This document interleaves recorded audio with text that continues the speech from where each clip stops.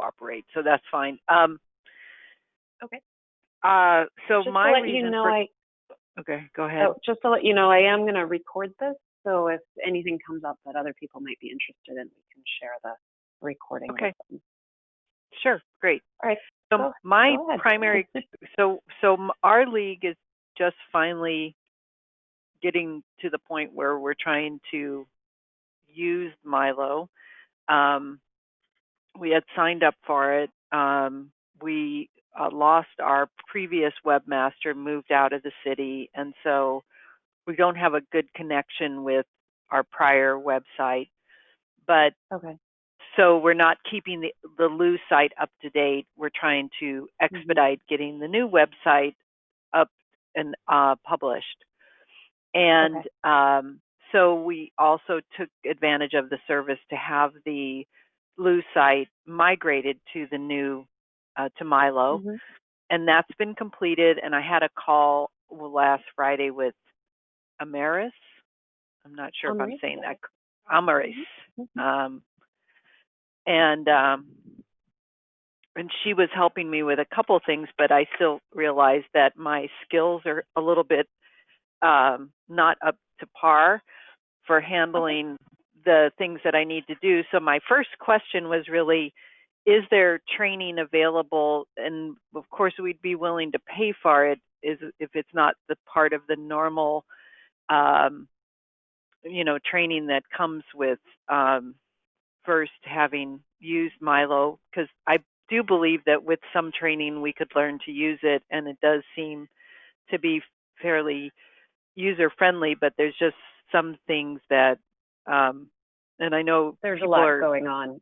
There's a lot going on, and even some of the comments that I did sign up for the Google group, and I see some of the questions I don't understand at all, so I ignore those questions. But I do see other questions, like just recently as I was walking back to my office, I was reading a question about using the PayPal button and that, and that sort of thing. And those are the kinds of issues that we're having, is trying to make sure that all of the features of the website are working with our other things, such as our PayPal account. And and so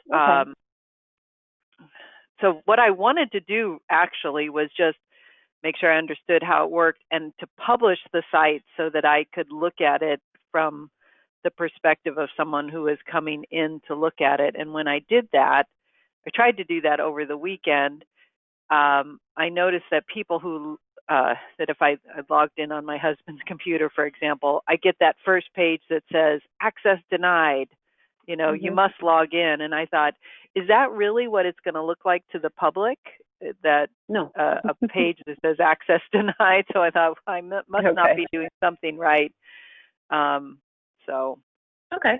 Well, let's talk about, so you brought up two kind of big topics, and let's go over both of them. So as far as the training goes, you have, right now you can have three primary options. And just so you know, Elizabeth is about to log on as well. So I'm actually using her account. So hopefully that doesn't mess anything up, but I don't think it will. But okay, so your three options for training include, first of all, the My League Online itself. We have a lot of documentation, and that's all under this documentation tab right here. Included in that documentation are some videos in a YouTube channel, and then everything that we've created documentation for is linked. And then I also have this, these links are also available again down here.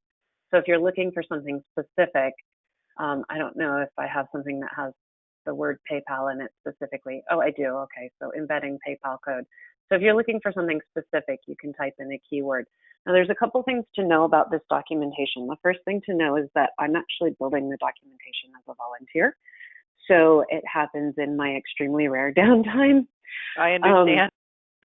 So because of that, it's not as complete as I'd like it to be. And then the other thing to keep in mind about the documentation is that I did start building it long before the site was kind of up and being used, and things have changed and will continue to change since the documentation was created. So sometimes you'll look at something like, for example, the homepage slideshow video. You'll look at it and it'll physically look different, or something might be in a slightly different location. The functionality is, for all intents and purposes, pretty much the same, but it just might appear slightly different. So just kind of keep that in mind and be a little bit flexible about what a label might be or where it's placed.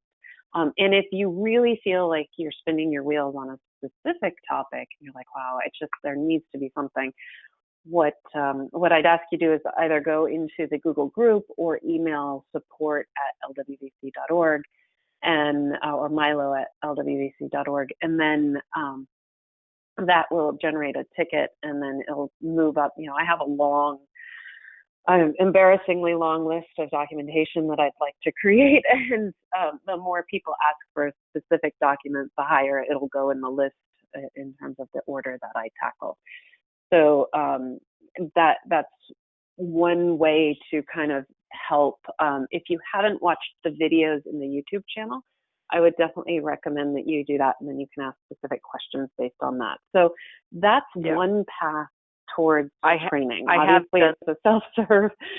Yeah, go ahead. Yes, just so you know, I have viewed the YouTube channel, a couple of them, and I just still have trouble. Yeah, that's understandable. So the other path, it just feels so new at this point, that I'm just not familiar enough with it. But so that's helpful though, because I have looked at those. Right. Okay. So the other two options that are available off the top of my head for training, and Elizabeth might say something else, but off the top of my head, obviously these office hours, and since you're the only one here, after we kind of get through the two big questions that you brought up, let's start looking at some of the things that you're finding a little more challenging and try to get you through that. So these office hours are really available specifically for that. And I know Elizabeth is trying to find out if there's specific topics people would like to have. So that's an option for you as well. The other option is, I believe you're Glendale Burbank. Is that correct? That is correct. That is correct. Okay, so I'm in North Hollywood. So we could set something up. My rate is $60 an hour for LWVC and any associated league. So we could set something up where I come to you one day for an hour, 2 hours, and walk you and whoever else you would like through specific things. But that should probably be a little lower on your list since it would cost a little bit of money. But ideally we can get you the training that you need through the typical MyLO program. Okay. And I believe that there was a hope to set up some time at popovers in Pasadena, where I would actually be able to sit down with leagues and with local leagues and help them set things up as well. So that might be coming, but obviously it's a little ways down the line, and I don't know for sure yet if that's actually going to happen. Okay. So those are some options for you. Yeah, those are all good suggestions. And I did forget, I started with the YouTube channel, so I was kind of looking at videos, but I forgot that you have this documentation here that's helpful. And I have to remember her name. Amaris? No, what? Amory. Amory. Amory. Got it. I sometimes have to think of a similar sounding word. Okay. Hi, Elizabeth. Hi, Rain. Can you hear me okay? Yep, we can hear you. Fantastic. I see we have Mary on the line, and no one else has joined us yet, huh? Nope, so Mary gets a private session. Lucky Mary. Well, fantastic. All right, so those are your training options. Let me address your access denied question, and then after we do that, we can After we do that, we can start looking at the specific questions that you have and see if we can actually get you far enough to feel comfortable, or if you still feel like you need more. Okay. All right. So the reason why you're seeing access denied when you come in as the public is because right now your league is considered offline. So let me show you specifically what that means. And I'm not going to mute you. You're the only one, so interrupt me at any time you like. Don't worry about doing that. So right now I'm masquerading as you, which means that for all intents and purposes, everything I do on the site, it'll think that I'm you. And only just to kind of give you some comfort, only Amaris, Elizabeth, myself, and one woman from the National League have the ability to do this. So it's not something that some random person can come in and do. But it does also let you know that one of us can really help you, because we're literally pretending to be you on the site. So I'm here on your site, I'm pretending to be you. And if I click on New Draft here and scroll down to the bottom, where you'll see right here, restrict entire league to members only, public and private. So when you are building your site and you're not ready to make it public to the world yet, you don't want Google to access it, and you just want to make sure that it's in kind of a safe space that no one will see, either intentionally or accidentally. You can set it to private, and then at that point, only people who are authenticated to the system as members of your league will be able to look at the league itself, at the site itself. All of your content, every single piece of content that you have on your site, your slideshow images, your events, your blog posts, everything that you have on your site can be set to public or private, because this is set up to allow for a members only environment where you have people who are in your system who can log in as themselves and see restricted content, which enables you to put up, members only events that might be happening at a private citizen's home, and the address for that. It gives you the flexibility to put up that information that you don't want the public to stumble across. When you are setting up your league, typically what we have people do before they even add members to their league is we have them restrict their entire league to members only, so that they can work on it comfortably, knowing that search engines and the public won't land on it. Once you're ready for your league to go public, then you'll literally just come in here and switch this to public, and then you'll need to set the moderation state to published as well, and then you'll save it. And once you do that, now people can land on your league without having to authenticate. So that's one option for you. And what I did when I was putting together the LA site is you can literally just make it public before you're ready, because in some ways, who really cares if there's two versions of your site up, as long as there's no incorrect content on the site that you're building. And then with Los Angeles, we actually did sort of start straddling the two, where we started sending some of the links on the LO site over to the new site as we felt that the new site had enough information. So that's an option for you, and that obviously makes it a little bit easier, because then you can come see it as the public without having to worry about it. And what I usually do is I just have two browser windows open, two different web browsers, because once you authenticate in, say, Safari, then in Safari, you're always going to see the site as an admin, but then you can open up, Firefox or Chrome or something else, and then not be logged in. So that allows you to kind of go back and forth between the two looks. So the other option that you have, if you want to keep it private until you're ready to go fully live and say, okay, yes, I want the world to be able to see this site, is you can leave it in private mode. And I'm not actually going to edit this right now. I'm not going to save it. I'm just showing you where this is. You can leave it as private, and then you can go to Manage Members, which is under Administer League Site. So under here, you can go to Manage Members, and then you can go ahead and add a new non-administrative member to your site. And then you can log in as that person. So you can create a fake person if you want to. So let me just go ahead and do that. This is a Gmail address. So my little trick for adding. Can I interrupt you for a second there? Absolutely. So part of my problem too is just being somewhat confused about being an administrator. You can see that when I set up my account, Mary Dixon, I used the email address, which is actually our league address, because I thought I was setting it up sort of as the league. But I should probably use my own email address. Well, I don't know what I should do there. I'm a little bit confused about that. And it was, the name was created for me, my first and last name, and I guess that was Amory who had done that. You know, so that I would, be, and she set me up as an administrator member. So, which I didn't realize, I just kind of was there, but we could do an actual, like a personal site for me, just if I'm no longer an admin in the future or something, I don't know, but. Well, so here's the thing. You are absolutely correct. You should not be using the general email. You should be using your own email address. So I would like to change that right now, because everybody in the system should be associated with themselves as a person.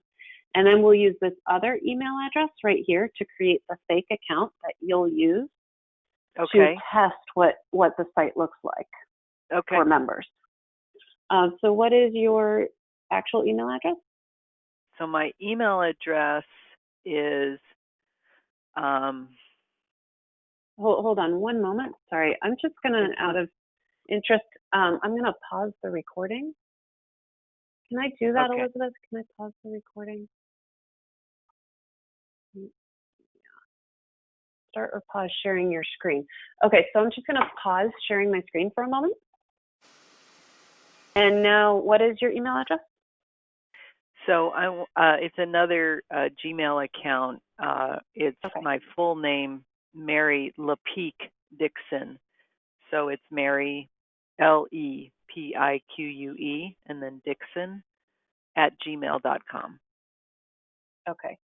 Do you want me to type it, or I don't think I can do that? No, I see it, but I'm trying to, All right. So now let me save this. Changing to personal email address. Email address. Okay. So now let's go back to your lead.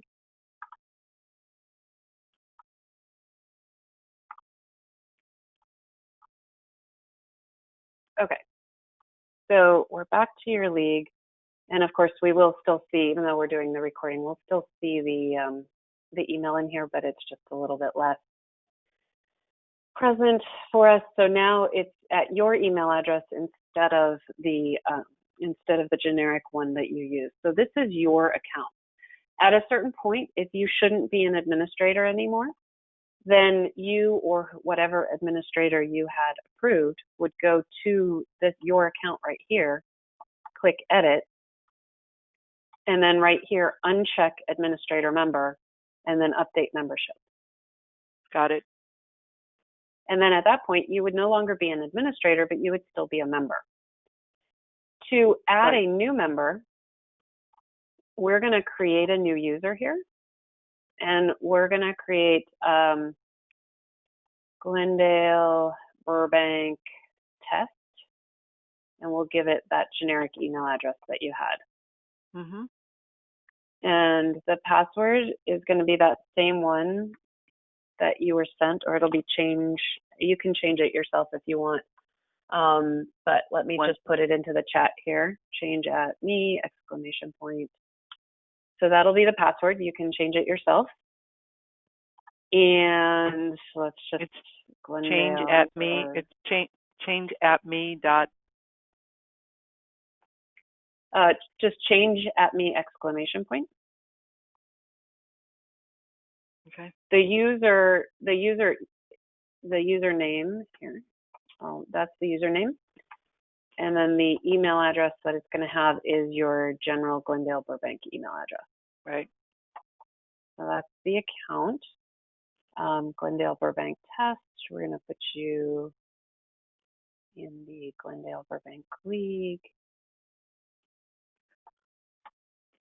And okay, I'm just creating this here. And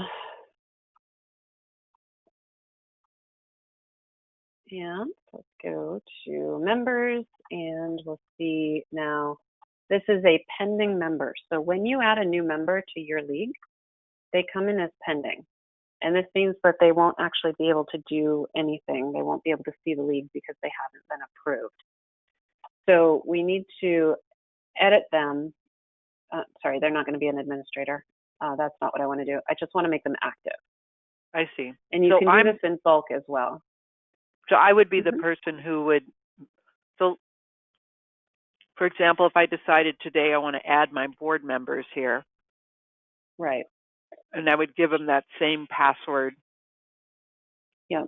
For them to change when they first log in, but I could go in and make them active right away because I could approve them, right? Exactly. It's as the administrator, I'm the person that approves them. Okay. Yeah, and there is documentation. In fact, I believe if you click add member, I'm pretty sure, no, that's the reload your page tool.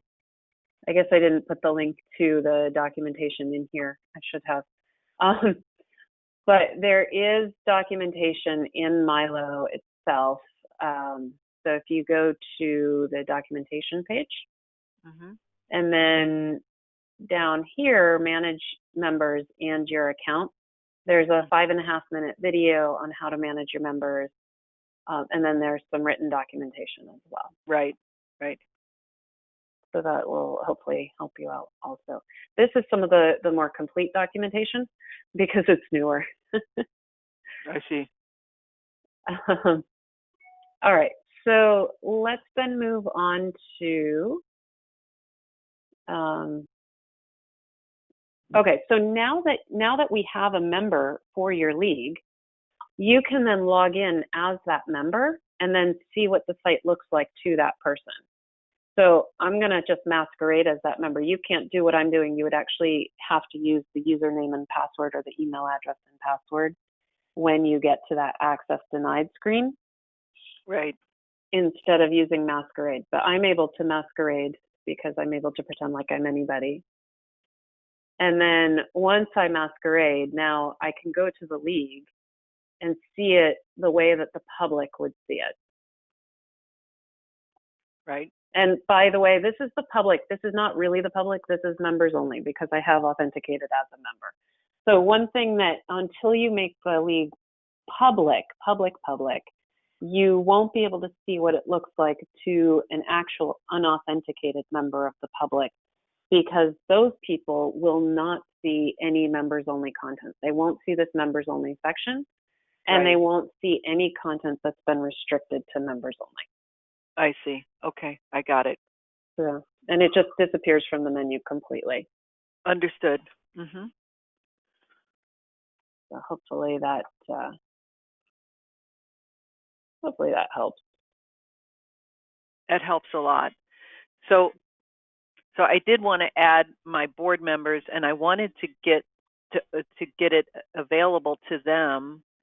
And that's the part I didn't understand, but now I think I understand that a little bit better. But so because I want them to start clicking on the link and helping me to identify where we have issues, because it takes because they migrated a lot of information from our old site, or we're getting information from somewhere. I don't know if some of this was built because, as I said, I wasn't involved with Lou, and so I don't have the concerns that you were talking about and referencing about having both sites going at the same time. At this point, our old site really is not useful because it hasn't been updated for about 6 months or more. Well, I mean, it's useful because people can still donate and that sort of thing. It still works, but I wanted, but I do want to get this one to the point where we could be using it. And so I wanted to make it available to my members, or to my board at least, and ask them to start clicking on some of the links and giving me some feedback as to what our issues are. but it's actually Right. in pretty good condition, except it doesn't have any of our events. And an important event that we have coming up, we actually have a forum Wednesday night, which it's too late to put on the website, but we have our annual meeting on June 2nd. And I really Mhm. wanted to get that on here. And this was, Amory was helping me with that on Friday. And she started a little bit, and then we ran out of time. So Okay. in the sense that I was saying, and I was actually showing her the LA League, how the LA League has, like, right now you're on our front page, right? Mhm. And when you scroll down, how it's empty there on the right-hand side in the main body. And on the LA Right. League, it has all these upcoming events that they have. And so I was Right. asking her, well, how do I get those things on my page, and where do they come from? How do I link them to the front page? And I thought maybe it was Okay. the calendar that I needed to work on, and that if I put events on the calendar and link them to the front page, they would show up there. But I don't really see how to update Okay. I don't So know if that's correct, or if in which case I don't know how to update sort the of. calendar. Sort of. So the front page is actually incredibly flexible, and that's a great place for us to start here. There is some documentation on that as well. So in here, we didn't call it front page, we called it home or landing page. Sure. So Got it. there's a document here that you'll definitely want to look at that talks a little bit about this, but the video is really where you want to be. So what's important to keep in mind about the home page is that it's built dynamically out of 3 components. So let's go to the LA League because you were referencing that, and that has all of the pieces in use. So the LA League has it has this it has this slideshow here, Right. and all of the leagues, including yours, have this. So it has the slideshow, which is built dynamically based on content that has been added using the Add Slideshow Item feature. The middle part here, and in the LA League, this also includes this video, is built using the body and embed fields that are inside the homepage edit feature. So if we create a new draft here, we can adjust what you have in here, we can add to it, and that's what will create that middle piece. And I already did that, yeah. Yes, I can see that. The rest of this page is built dynamically by content that you promote to the front page. Right. And so I'll show you how to do that. Now there's 2 aspects to keep in mind. The first thing to keep in mind is that it'll take content that's promoted to the front page only, and when you want it to come off the front page, that's not automated. So you have to go in and de-promote it or demote it from the front page. Yeah, understood. The other thing is that it posts in descending order from the date that the content was posted. So a lot of people use this to show events, but there's all kinds of content that displays in here, not just events. So it's not sorting by chronological order of event. That's the calendar that you have that sort. It's sorting by descending order so that the newest item posted comes to the top. You do have a control to adjust to force something that might be older to float to the top, which is called sticky, and I'll show you that as well. Yep. Sticky. So for the first items will be sticky, and then after that it'll be in descending order. And the sticky items, if you have 3 sticky items, those will also be in descending order from the date posted. So the newest sticky item will float to the top. So there's a couple of other ways that you can control that, and I'll also show you these, which are one other way really, which is you can change the date that something was posted. Now, if the date that something was posted matters elsewhere, then obviously you don't want to change that.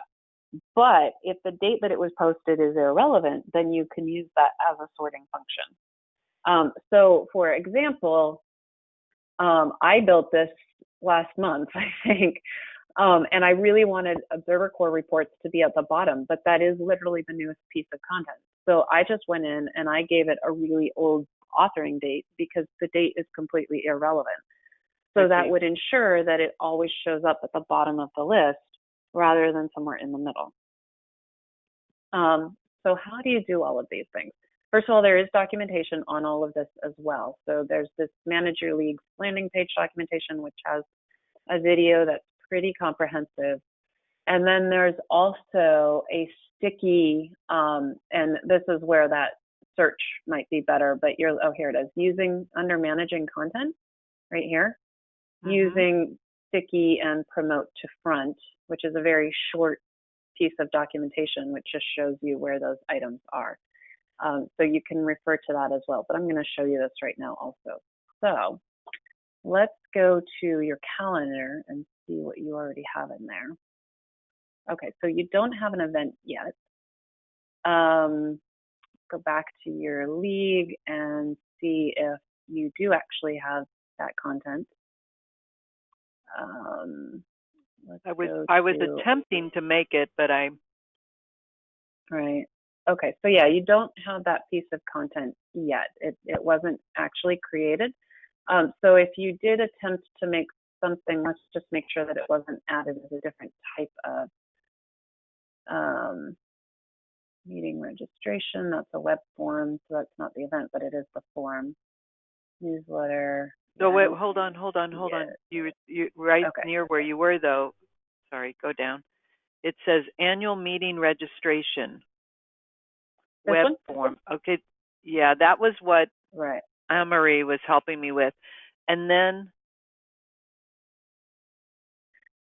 Okay, so first of all, we started this, and then yeah, go ahead. Right. This has been added as a web form, not as the event itself. So this is the form that somebody can fill out for registration, not the event. So first we should probably create the event, and then we can link to this form. The other thing is, I don't know if you can see this through the recording, but do you see how it's pink beneath the text here? Right.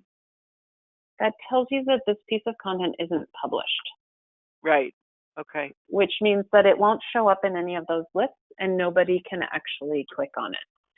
So the first thing that we'll want to create the event so that it ends up in the calendar. But let's first publish this piece of content. So when you create a piece of content, and you will probably change this, but you know, I'll put coming soon. I'm just going to do some formatting in here. You know, actually we should do semantic formatting. Keynote speaker, we'll make that a heading 3 as well. And coming soon, and then you'll obviously edit all of this. And then I'm just gonna give this a special style just because I like to make things nice here. Registration. And heading 3. Okay, so I've just done a little bit of formatting here. Please fill out the form below. Okay, and then we'll leave all that alone. So now I have a couple of options for actually publishing this. The first thing that I can do is right here under moderation state, I can take it straight to published, in which I'll go ahead and do. Added a little formatting, publishing. So I'm leaving a little note as to what I'm doing, and I'm going to take the moderation state here straight to published. Notice that this piece of content is promoted to the front page, and it is set to be sticky at the top of list. So that means that this will show up on the front page, and no matter what else you put on the front page, it'll float to the top. So we'll go ahead and save this. Now, if we hadn't published it there, we could always have then come to moderate after the fact. And then there would be a publish button here. It would be red, and we would have a button that we could click to publish it. Okay. When it's green, it means it's published. Got it. And that's this moderate tab right here. Every single change that you make, this is really important, every single change that you make to your content goes into draft form. So if I wanted to make a couple of adjustments here, let's say I wanted to make this bold, which I'll do, and then you can change it as you see fit. But if I wanted to make that bold, I would click New Draft, and then I can go in and make the change that I want to make. Now, if I scroll down here, making payment line bold, if I don't tell the moderation state to go to published straight away, by default, it goes to draft. Uh-huh. And what that means when I click save is right now I'm looking at a draft version of this content. If I click on view published, this is what the public sees, and this Right. is not bold. If I click Right. on view draft, this is what I have, and it is bold. And then if I Right. click on moderate, now I have the green one, which is the published one, and then I have the red one, which I can apply. Hello. Sometimes if you go too quickly, it gets mad at you and thinks that you're not a human. And you get something like that screen, so just reload your page and then slow down a little bit. This is actually it's a security measure that we have in place on the system. It tries to identify spam or robots attempting to do bad things. And when I do trainings, I find that sometimes I move at a pace that it considers non-human. So if you see that, I feel like you really know what you're doing and you're clicking around, and all of a sudden it like doesn't do anything or gives you a little warning and says, wait a few minutes, that's what's happening. Okay, so I just published that. So now that bold is in our published version. And if we go to your home page, that item shows up on your home page. It will not show up on your calendar because it's not an event. So that's what we need to change. I see. Got it. So what were you about to say when I interrupted you? You didn't. I was just making noises, I guess. Okay. All right. So I'm going to have this open because we're going to link to it. It is our registration form for the event. And then we're going to go ahead and create the event itself. So let's go to Glendale Burbank. All right. Okay, so when you want to create an event or any type of content, the first thing that you want to do, and this is a documentation page I really need to create that I haven't created yet, but you really want to think very carefully about what type of content your content really should be. And events are pretty obvious. Articles, I just want to show you this briefly because this is important to get a sense of. Articles have subtypes. And so if you have a news item or a press release or a press mention that you want to put in, then you want to make sure that you actually use that appropriate subtype under the article content type. But you want to think carefully about what type of content you're actually adding because that content will appear in different places. So, for example, positions will appear under this positions page that we have set up. And you can see what that looks like if you go to the Los Angeles League. I put all the positions in there so you can kind of get a sense of what that looks like, as well as doing some customization to the positions. Well, actually, for Glendale Burbank, the positions are posted somewhere else on the website. I noticed, I did see them elsewhere. I think it's actually under issues. Well, but anyway, it was somewhere where when you scroll down, then all of the issues were, all of our local positions were there. I recognize them. But anyway, maybe it was studies. I don't remember where, but that's where I need help of my members to kind of play around with it to see some of these anomalies. But But the main thing we're out to people is events. That's going to be my number one thing that I want to add. I'm going to have, our positions don't change very often. We do a couple of articles. Our main thing is we've been doing a voter, which so I want to be able to upload the voter, and then I want to be able to add events because we have a forum on Wednesday night that nobody knows about because I don't have a website and then I have the annual meeting, and I have had a lot of other things going on throughout the year that I not had any place to publish it from, other than we're using our Facebook and Twitter accounts to do that, but it's not as effective, particularly for our members. Right. Yeah, no, I'm just making sure that you know what the different content types are because it's important to you as you're deciding. And I would suggest that you start to move your positions into positions as opposed to, obviously, when you do the migration, the stuff comes over the way that Lou had. And Lou didn't actually have the ability to really kind of subsection different types of content out the way that MyLO does. The advantage to making sure that you add your positions, for example, as positions, or that you make use of your articles, or that you make use of issues, is that even when you add something like an event, you can relate your content to other content. So if I scroll down here, you'll see that you can actually relate an event to a position. So, for example, Los Angeles does a lot with homelessness. And so if there's an event that's specifically focused on homelessness, then they can actually relate their event to that position and then enable users to get quick access to more information. So that's something that you want to make use of. So let's just go over kind of the simple part of the event right now, because we do need to post this event for you, because you have your form, but you don't have your event. So the event name would probably just be 2018 annual meeting. Correct. Okay, so we'll put that in there. You might want an image. It just makes things look nicer, but you don't need one. Do you know what your event times are? Yes, it's it's 11 to 1:30. And what's the date? You said June 2nd? June 2nd, this Saturday, first Saturday in June, yeah. Okay.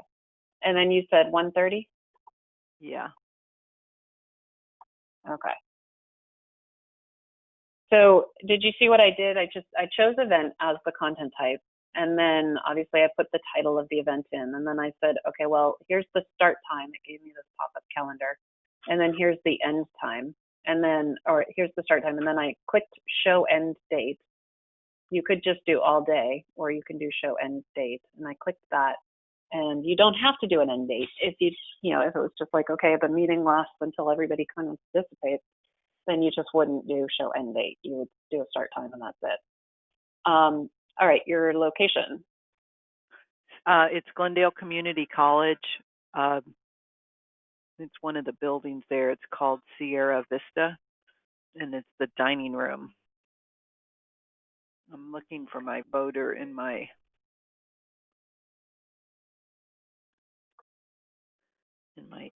Gmail account too. Here's the email, voter.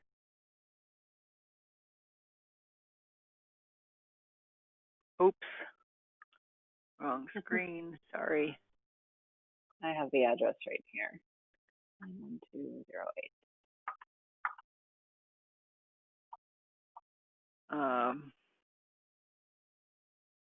I actually didn't put the address in the voter because it's so well known to people in the community. It's more of how to get to the building is going to be important, which I would need. Right. Maybe what I'll include instead of a picture is a map of the campus with that marked. So let me show you what happens when we do this. I'm going to save. I'm just going to. Okay. So I put in the address in here, and then I put in the description that you had. I would recommend that you come in and put more of a description. If you wanted to embed something, if you had some embed code that you wanted to add, you would just down here where it says body with embed code, click add third-party embed code, and then it's going to give you a field where you would just paste your embed code right there. And you can add as many of those as you want to. You can also, after adding embed code, you can add more formatted text, which gives you the WYSIWYG again. But what would that be? So, for example, and to me, an embed code is like so that like an access to PayPal would be in the form though, where people are registering, right? We wouldn't put that embed code in the calendar because we would want them to click on the form, and then you'd have so you would just have like a video or something that might be about a topic from our meeting, for example. Okay. Yeah. And an embed code for me, if I had a YouTube video, Like if the topic of if our speaker was going to talk about an environmental issue, for example, and there is a great video that's 2 minutes long that I would want to put in here, I would just go to YouTube, and the embed code would be I'd copy the link in my you would need to copy the embed code. So not the link, but the embed code. And I might be changing that eventually. I actually have in mind another tool, but obviously that depends on when we can spend more time on UI stuff. And I'm not likely to need that right now, but that's kind of a cool thing to be able to do. I see the benefits of that. Let me show you how. Yeah, let me show you how that works. So when you So when you come to any YouTube video, down here, there's this share link. Sometimes you have to click it a few times, which is silly, and then you're not going to take the URL. You need the embed code. So there's this little link down here that says embed. Okay. So click on that, and then this is the code that you want to copy. Got it. You have some options that you can change before you copy that code. So then you would copy, and then you would go into here, and you would just paste it there. I got it. Okay, very good. That's helpful. So anyway, we're not actually adding these. We're just keeping it quite simple right now. But I'm gonna remove these 2 paragraphs that I added here, and this just gives you more formatting options that you can play with. If you just want to keep things really simple, then you're just going to use this body field right here. Now, one thing to note is this is a very simple intro, but when things show up in a list, you also have control of what shows up in the list, and it can be different from what shows up on the page. And that's this summary right here, which is always part of the body. So you can always just click edit summary and then put something custom that's different from what's in here. Right. Okay. And also, by the way, Facebook, this is what Facebook or Twitter will take if somebody shares your link. Oh, okay. That's good to know. So it gives you a lot of control. Okay, so scrolling down, I just want to tell you about some of these other fields. You know, the contact stuff we don't really need. If there's a league that's co-hosting, never put yourself in here. We have actually had people put themselves, but you are never a co-host of your own event. You are the host of your event. So if this is if it's somebody in MyLO. If it's somebody who's not in MyLO, you can also add them here, and then they'll show up as a host. If you have a link to another page where there is registration for the event, which you do, you will take that URL, and in this case, I'm going to take everything after my.lwv.org, or you could just take the whole thing. It doesn't really matter, but I'm just going to take after my.lwv.org, and then you paste that URL right in there. It might actually complain at me. It might want the whole URL. And how did you switch to that form like that? Where did you had it open there? I have tabs open. Yeah, I just have tabs open in my browser. Okay. Then you can tag it if you want to. These are free tags where you can just say, oh, this is about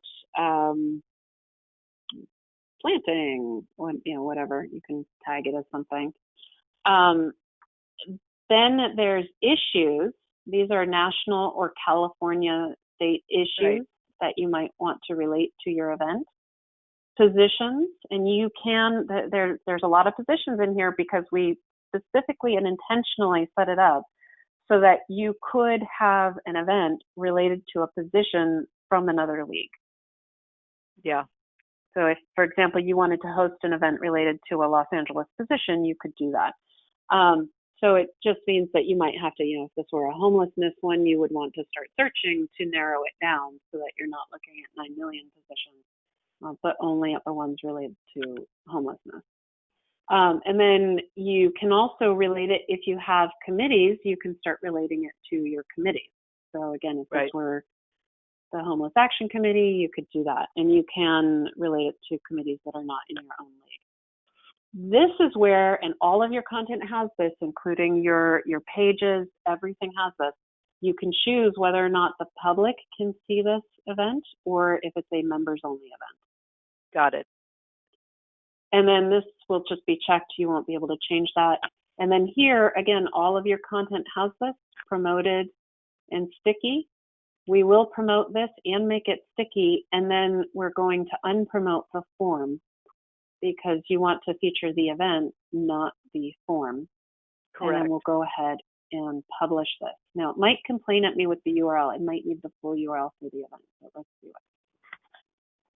Oh, it didn't complain at me. It just threw that right in. So there's a link to the event registration form right there. I could create a prettier link inside the body if I wanted to. This also automatically provides a link to Google Maps based on the location that you entered. Mm-hmm. And you can change that as well, and people can use this to add it to their calendar also. So I created an event, but it didn't automatically add it to the calendar. I have to add it to the calendar. No, now it'll be, add to calendar. That's for people looking at your site to add to their personal calendars. Like to add it to my calendar. Yeah. I gotcha. Okay, sorry. It's automatically added to, it's on your calendar now. So if we click calendar, it's right there for you. It's on my calendar. And if we go to your homepage, right, if we go to your homepage, it's there, and it's there twice. But the event shows up with the event date and the location, and then the form shows up there as well. So we're going to take the form off of the homepage. The location we probably don't need in here because you have that on the event page. But we could put a link here for event details. So I'm just going to show you some formatting really quickly. I'm going to put a link right here for event details. And what I'm going to do, so I just wrote in the word event details. I'm going to link this using the link. And then here's the event right here in my list. So I'll just click on that. Now it pops the node ID. This is a machine ID for that piece of content. So you won't change that. You'll just trust it. It pops it up in here, and then I'll insert that link. And now, what did you click on to insert the link? Which thing in your toolbar? What did you, Yeah. So first I highlighted the text that I wanted to link. And then I clicked on this little gizmo right here. It looks like a link. It's really tiny, but it looks like a link with a little plus sign under it. It looks like a chain link. Okay. Link. Highlight text. Right. And then here's my list of content. I can search through that if I want to. And then I pop the URL right up here and then click insert link. Okay. If I want it to open in a new window, I open up options and I say target new window, which you never want to do for an internal page. Okay, so now that I've done that, I could just leave it like this as a link, and that's perfectly fine. But I actually want to give this some special styling. So what I'm going to do is I'm going to select it, and under my styles, I'm going to choose button. And then it will hopefully look better after I save it. It should turn the text to white. If it doesn't, then we can kind of play with that a little. But so I clicked button to kind of turn it into a button. Now we're going to scroll down here and we're going to remove sticky and we're going to remove promote. And then we're going to set the moderation date immediately to published so that we don't have to worry about that later. And there we go. Now it's white like it's supposed to be. So this gives you a back and forth between these two. And you can add, you can also add your form as a link in here. You know, it has this registration field, which is typically used for external. You could add a button right here as well in your event to the form. The same way that we just did. And if you'd like, we can go ahead and do that just so that I show it to you again and you kind of see what that looks like. So let's scroll down here. Let's say register now. That's probably good text. We'll go ahead and link this to that registration form. So I highlighted it first. Now we're on the event right now. So I'm going to click on the form because that's what I want people to link to. It put the URL right up here. I'll say insert link. Now I'm going to scroll down and I'm just going to give that button style. Scroll down a little bit more. Tell it to go straight to published. Save it. And there we go. So we have the URL right here, obviously, which you can use or you can just remove. But then we also have this button here, register now, which will take the user to the form as well. Okay. It is actually 1 o'clock. So are there any other questions? See how this my problem? I go I'm sure you have a lot of hours questions. and hours. Yeah. Oh my goodness. It's like it completely absorbs me when I start digging into it, and but it's interesting, and I enjoy it. I just have to get a little bit better at it, and I need more time in the day to work on it. So, no, I guess since we're out of time, that was the main thing. That was my question, and I'm glad I asked my other questions up front because I have the information about training. I'm going to try to continue to work with that. We may contact you about doing some specific training. Maybe even at our, we have a board retreat this summer, which hasn't been set yet. And so I may contact you about coming for an hour or so to that and kind of doing a little training for our board members about how to maximize our use of this. So that's awesome. Thank you so much for your time today. Oh, absolutely. And I'm around. Just kind of pay attention because I end up at league events, local league events around here, not infrequently. So there might be other opportunities that come up that just kind of randomly appear since I am local to you. Yeah, no, I'm so glad to hear that. I thought you were up in the Northern California, actually. So that is so great. I'm right here. Okay. Yes, Elizabeth is. Yeah. Okay. I just placed everybody up in Sacramento, but yeah, that's great. I appreciate it very much. Thanks for your time. Thank you very much. Thanks. Talk to you later. Okay. Bye. Sounds good. Thanks.